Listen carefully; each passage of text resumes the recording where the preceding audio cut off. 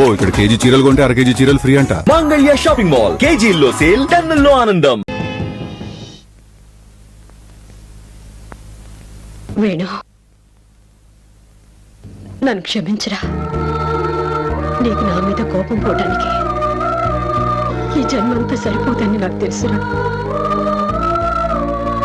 నీ ప్రేమనైతే సులభంగా చెడగొట్టగలిగాం, కానీ దివ్య పెళ్లిని ఆపలేకపోయినరా. మళ్ళీ నువ్వు మామూలు మంచివే మా మధ్య తిరగాలని మీ ఇద్దరిని ఒక్కటి చేయడానికి దివ్య దగ్గరికి వెళ్ళాను. కానీ పరిస్థితి చేయి దాటిపోయింది. దివ్య పెళ్లి జరుగుతోంది.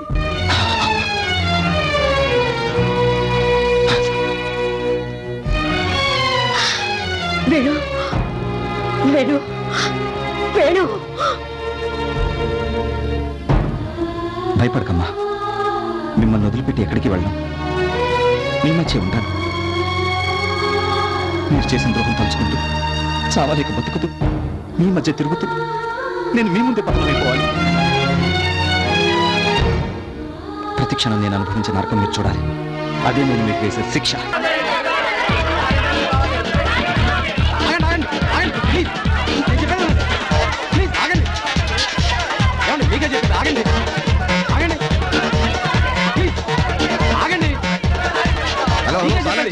ఏంటి అసలు కేకలు? ఇదేంటి ఇల్లు అసెంబ్లీ హాల్? ఇది ఇల్లే సార్, కానీ మేము ప్రెస్ వాళ్ళం. మీ ఇంటర్వ్యూ కావాలి sir. No no no no no. నేను ఇంటర్వ్యూలకు చాలా దూరం అని మీకు తెలుసు అనుకుంటాను. తెలుసు సార్. మంత్రిగా మీరు మీ ప్రభుత్వం అమలు చేస్తున్న విధానాల గురించి ప్రజలకు తెలియాలంటే ఇలాంటి ప్రెస్ మీట్లు అవసరం సార్. మీకు పెళ్ళయిందా? అయింది సార్. మీరు మీ పెళ్ళాన్ని బాగా చూసుకుంటున్నారా? బాగానే చూసుకుంటానండి. మరి ఈ విషయాన్ని ఒక ప్రెస్ మీట్ పెట్టి మీ కాలనీ వాళ్ళందరికీ చెప్పారా? అదేంటి సార్, పెళ్ళాన్ని బాగా చూసుకోవటం మొగుడుగా నా బాధ్యత. దీనికి ప్రెస్ మీట్ ఎందుకండి? అవసరం లేదు. అలాగే ప్రజల్ని బాగా చూసుకోవడం మంత్రిగా నా బాధ్యత. మరి దీనికి ప్రెస్ మీట్ ఎందుకు? అది కాదు సార్, మీ ఇన్నర్ ఫీలింగ్స్ ఇంటర్వ్యూలో చెప్పడం వల్ల ఓటర్ల అభిప్రాయాన్ని మా పత్రికలు మార్చగలవు. అలాగా? మీ పేపర్ సర్క్యులేషన్ ఎంతమ్మా? 1,00,000. మీది? 2 లక్షలు. మీది? 3 లక్షలు. మీది? 4 lakhs. చాలు చాలు చాలు.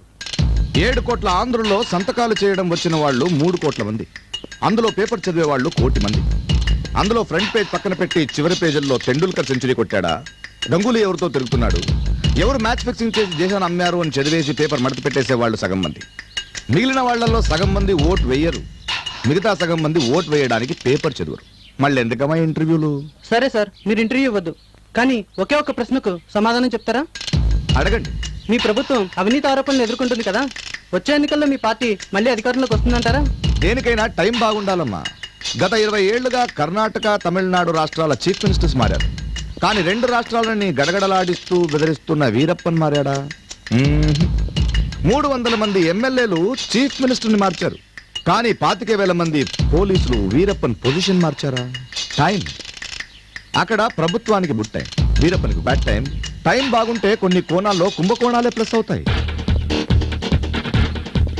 మీరు సార్ సార్, రేపు ఆగస్టు 15 కదా సార్, మీ చేత జంక్షన్ లో జెండా ఎగరించాలని వచ్చారు సార్. ఓ, నేను జెండా ఎగరేయాలా? అవును సార్.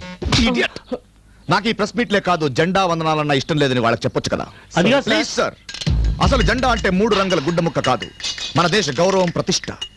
ఏ దేశభక్తుడో, స్వతంత్ర సమర యోధుడో ఎగరవేస్తే అది హిమాలయాలంత ఎత్తున ఎగురుతుంది. నాలాంటి రాజకీయ నాయకులు ఎగరవేస్తే అది ఎలక్ట్రిక్ పోలంత ఎత్తుకు ఎగిరి ఆగిపోతుంది. జాతీయ జెండా రెపరెపర ఆడాలి గాని మా చేతుల్లో పడి లబలబలాడకూడదు. Sir, you are really great. జెండా వందనం గురించి ఇంతగా ఆలోచించిన మీరు నిజంగా మాకు ఇంటర్వ్యూ ఇవ్వకపోయినా పర్వాలేదు సార్. సార్ మీకు phone. Excuse me please. Hello, చెప్పండి కామేశ్వరరావు గారు. వాట్? నా కూతురు నా మీద దావా వేసిందా?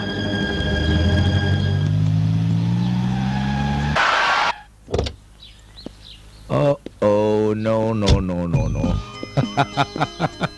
ఏమ్మా, భయపడ్డావా? తాత ఇంట్లో లేడా? మీరెవరు? Oh my god, bad luck. నా బిడ్డకి నేనెవరని చెప్పుకోవాల్సిన దురదృష్టం వచ్చింది. నేను మీ డాడీని. డాడీయా? అవునమ్మా. నేను 30 ఏళ్ళు కష్టపడితే నా ఫోటో పేపర్లో పడింది. కానీ 7 ఏళ్లకే నీ ఫోటో పేపర్లో పడిందంటే ఎంత ఫాస్ట్ గ్రోత్. ఆఖరికి నా కూతురు అనిపించుకున్నా. ఏంటమ్మా అంత దూరంగా ఉన్నావు? ఇన్ని రోజులు ఎక్కడికి వెళ్ళారు? అబ్బా, నీలో కూడా ప్రతిపక్షం ప్రవేశించింది. చూడమ్మా, ఇన్నాళ్ళు నువ్వు నీ అమ్మ దగ్గర సుఖంగా ఉన్నావనుకున్నాను. కానీ అది నన్ను వదిలేసినట్టు నిన్ను కూడా వదిలేసిందని ఈ రోజే తెలిసింది. అందుకే నిన్ను నాతో పాటు తీసుకెళ్దామని వచ్చాను. నేను రాను, నాకు అమ్మ కూడా కావాలి. ఇక నుంచి అమ్మైనా నానైనా నేనే కదా. ఆ మాట తాతయ్య కూడా చెప్పారు. మీకు నేను కావాలంటే అమ్మతో కలిసి రండి. ఓ మై గాడ్, ఓటు ఉన్నవాడిని కన్విన్స్ చేయడం మనకు తెలుసు. ఈ పసి పిల్లలకి ఏం చెప్పాలి, ఎలా కన్విన్స్ చేయాలి?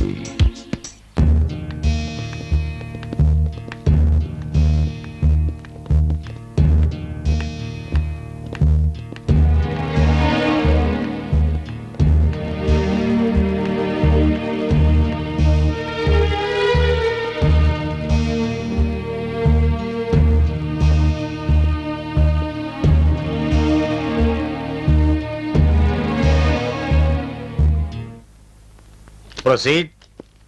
మిస్టర్ అమర్నాథ్, ప్రస్తుతం మీరు మంత్రి హోదాలో ఉన్నారు కదా? అవును. ఎంతో మంది ప్రజలకు న్యాయం చేయగలిగే పొజిషన్లో ఉన్న మీరు మీ కన్నబిడ్డను వదిలి వెళ్ళడం అన్యాయం అనిపించలేదా? ఇదే ప్రశ్న 7 ఏళ్ల నుంచి నన్ను వేధిస్తోంది. నా భార్య వల్ల నాకు ఈ అన్యాయం జరిగితే ఏం చేయలేకపోయాను. ఇక కన్నబిడ్డకే న్యాయం చేయగలను. మీ భార్యకి మీరు ఎన్నాళ్ళ నుంచి దూరంగా ఉంటున్నారు? నేను దూరంగా ఉండడం ఏంటి? మేడమే నన్ను వదిలేసి 7 ఏళ్ళు అయింది. అంటే 7 ఏళ్లుగా మీరు విడిపోయి ఉంటున్నారు, అంతేనా? టు బి ప్రిసైజ్ 7 ఏళ్ళు 3 నెలలు 12 రోజులు. Please note this point your honour. Mister Amarnath, ఇన్నాళ్ళు విడిపోయి ఉన్న మీరు విడాకులు తీసుకోవాలని ఎప్పుడు అనుకోలేదా? ఏనాటికైనా పశ్చాత్తాపంతో తిరిగి నా భార్య రాకపోతుందని నేను ఎదురు చూశాను. ఎప్పటికైనా సహనం చచ్చి విడాకులు తనే అడక్కపోతాడా అని తనే ఎదురు చూసింది. కనీసం మీరు మీ బిడ్డనైనా ఎందుకు చదివలేదు? బిడ్డని తల్లిని విడదీయడం మహాపాపమని తన బిడ్డను తీసుకెళ్తుంటే కాదనలేకపోయాను. కానీ తన నన్నే కాదు, బిడ్డను కూడా వదిలేసిందని కోర్టు నోటీస్ అందేదాకా నాకు తెలీదు. మేడం, ఆయన చెప్పింది మీరు విన్నారు కదా. మరి మీరు కూడా మీ బిడ్డను వదులుకోవడానికి కారణం? తండ్రి లేని బిడ్డగా కంటే తల్లిదండ్రులు లేని బిడ్డగా ఉండడం మంచిదని వదిలేశాను. మరిప్పుడు మీ పాప మీ ఇద్దరితో కలిసి ఉండాలని కోరుకుంటోంది. కానీ ఆయనతో కలిసి కాపురం చేయాలని నాకు లేదు. దయచేసి నాకు విడాకులు ఇప్పించండి.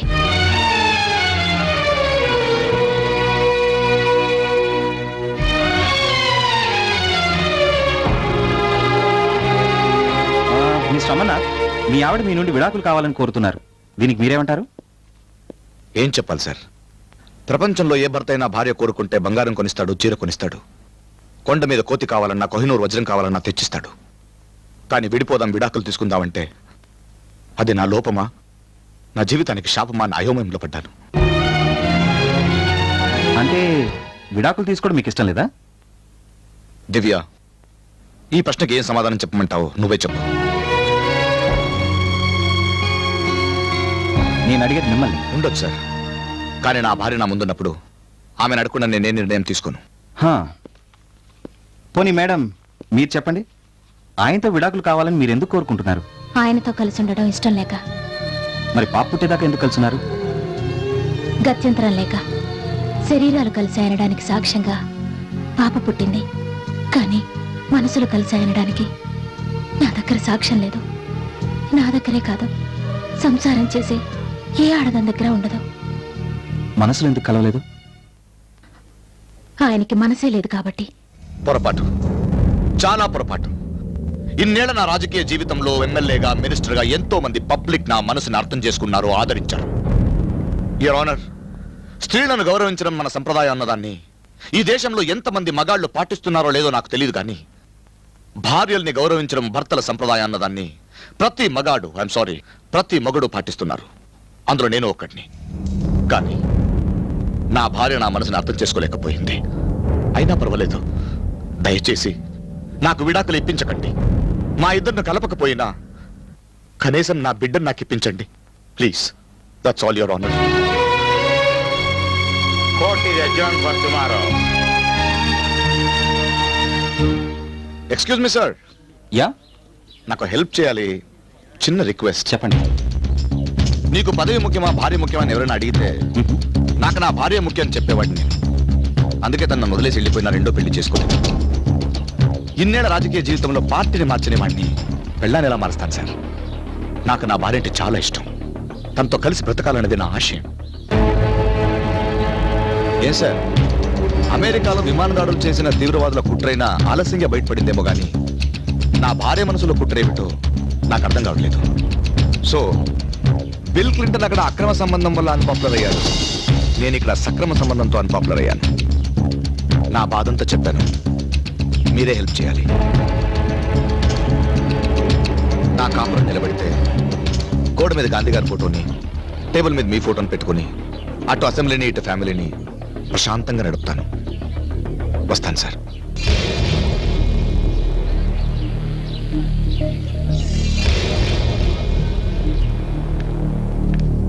రామ్మా, నిన్ను సీక్రెట్ ప్యానెల్కి ఎందుకు పిలిపించానో తెలుసా? నన్ను నా భర్తతో కలిసి కాపురం చేయమని చెప్పడానికి కాదు, నీ బిడ్డని ఎందుకు వదిలేశావో తెలుసుకుందామని. నా ఎక్స్పీరియన్స్ లో భార్య అంటే ఇష్టం లేని భర్తను చూశాను, భర్త అంటే ఇష్టం లేని భార్యని చూశాను. కానీ బిడ్డంటే ఇష్టం లేని తల్లిని మాత్రం నిన్నే చూస్తున్నాను. చూడమ్మా, నన్ను న్యాయమూర్తిగా కాదు, నీ శ్రేయోభిలాషిగా భావించి నువ్వెందుకిలా ప్రవర్తించాల్సి వచ్చిందో కారణం చెప్పు. దాన్ని బట్టి తీర్పుంటుంది. నా డెలివరీ టైంలో నా దగ్గర ఉండడానికి మీకు టైం ఉంటుందో ఉండదో అనుకున్నాను. నీ డెలివరీ టైంలో నీతోనే ఉంటాను, లేదా నేను ఉన్నప్పుడు నేను డెలివరీ అయ్యేటట్టు చేస్తాను. ఓకేనా?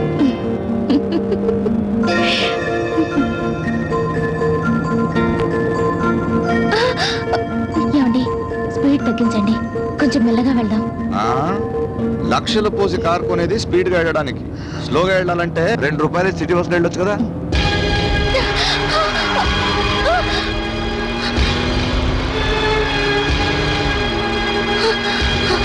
మనం వెళ్ళాల్సింది అటు కదా, ఈ పక్కగా వెళ్తున్నారేంటి?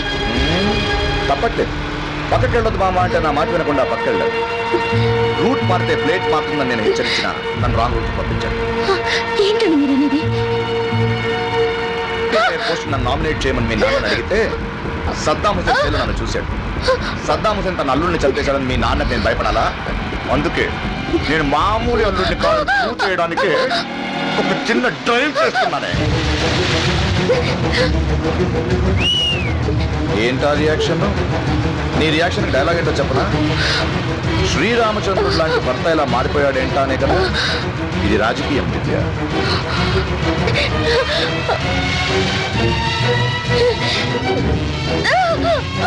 ఏంటి దివ్య, నొప్పులు మొదలయ్యా? త్వరగా వెళదామా? స్పీడ్ పెంచు.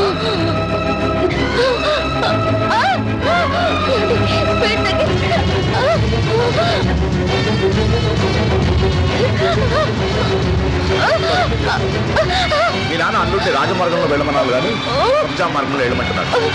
మామ నేను ఎంత అరిచినా కావాలని చెవులు మూసుకున్నాను. నాన్న నువ్వు అరిస్తే కానీ దండ లాంటి వాడికి ఉంటే కరగదేమో.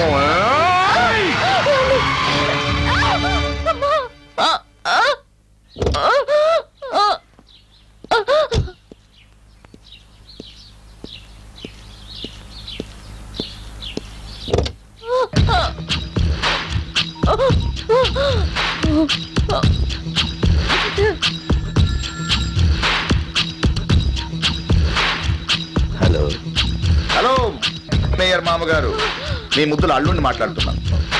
అడగకుండానే అన్ని ఇస్తారని మీ కూతురు మెళ్ళలో తాళి కట్టాను. అడక్క మేయర్ పదవి అడిగితే అడుక్కునే వాడి కన్నా హీనంగా నన్ను చూసావు. సో కోపం వచ్చి నీ కూతురుని తీసుకుని రోడ్ల మీద రాళ్ల మధ్య 120 కిలోమీటర్లు వెళ్తుంటే దానికన్నా ఫాస్ట్గా నాకు నొప్పులు వచ్చాయి. వింటావా? హలో అమ్మా,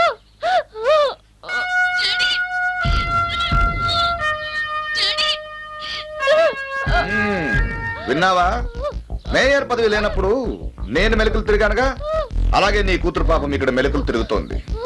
నువ్వు అక్కడ నా పేరు నామినేట్ చేసావనుకో, ఇక్కడ భద్రంగా హాస్పిటల్కి తీసుకెళ్తాను. నా మాటికి ఎదురు తిరిగావనుకో, ప్రసవం కష్టమైన నీ కూతురు, పుట్టడం కష్టమైన నీ మనవరాలు చచ్చి మార్చరీకి వెళ్తారు. పెద్దోడివి, అర్థం చేసుకో.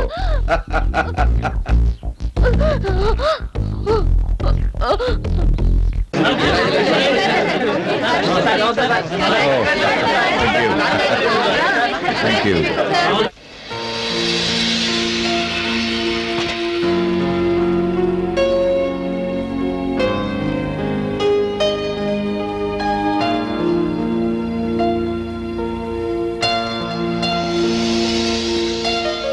హలో దివ్య,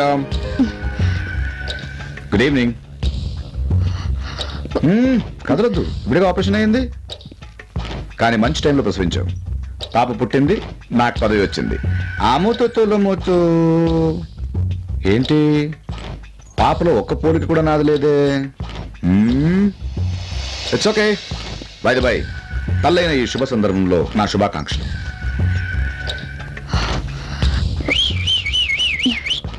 ఏంటా రియాక్షన్?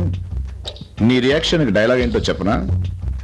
నువ్వు తల్లైన సందర్భంలో అన్నాను గాని నేను తండ్రైన సందర్భంలో అనలేదు. అదేగా నీ బాధ? ఏ తండ్రైనా ఒకరు లేక ఇద్దరు బిడ్డలుంటే చాలంటారు. కానీ ఏ బిడ్డకైనా ఒకరు లేక ఇద్దరు తండ్రులు ఉండొచ్చని నువ్వే స్లోగన్ మార్చావు. ఎందుకంటే నీ బిడ్డకి ఇద్దరు తండ్రులు కదా. ఈ ఇన్ఫర్మేషన్ నాకు ఎలా తెలుసని చూస్తున్నావా? అమెరికాలో చదువు కంప్లీట్ చేసి ఇండియాలో అడుగు పెట్టంగానే ఏ బిజినెస్ బాగుంటుందని ఎంక్వైరీ చేశాను. అన్ని బిజినెస్ లో పాలిటిక్స్ సూపర్ బిజినెస్ అని చెప్పారు.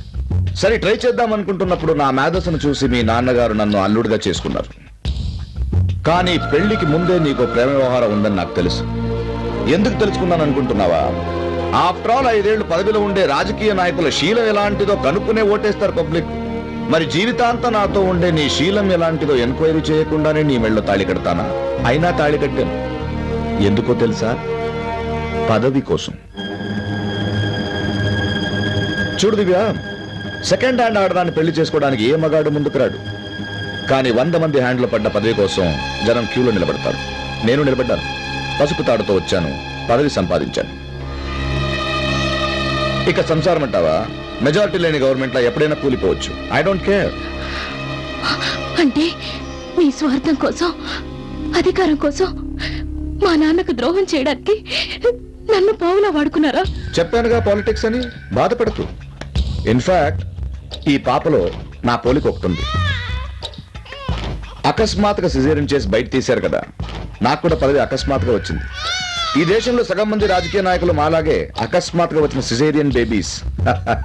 All the best.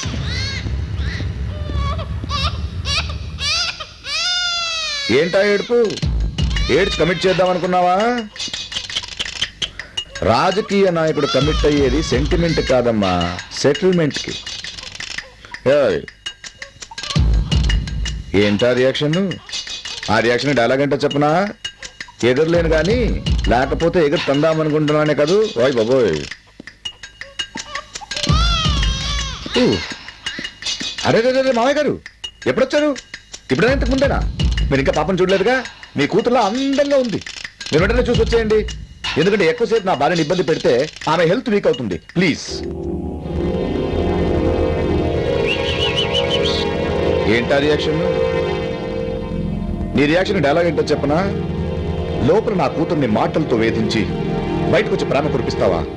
నీ అంతు చూస్తారా అనే కదా. ఏం చేయలేవు. నీ కూతుర్ని ఓదార్చడం తప్ప. వెళ్ళు.